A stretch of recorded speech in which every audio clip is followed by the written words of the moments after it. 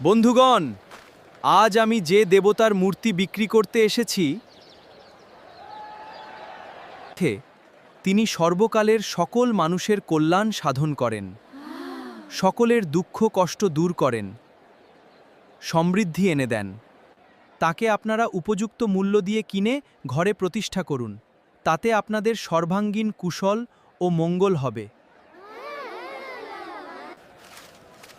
তাই যদি হয় তাহলে তুমি এই মূর্তি বিক্রি করতে এনেছো কেন? বিক্রি না করে ঘরে রাখলেই তো বুদ্ধির কাজ করতে।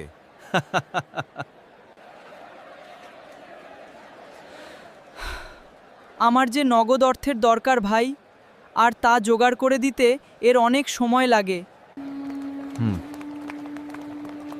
ও, বুঝলাম। অর্থ ছাড়া ধর্ম সম্ভব নয়।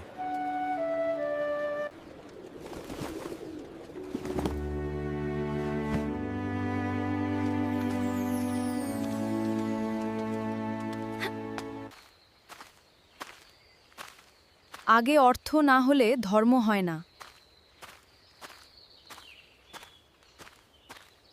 যার টাকা নেই তার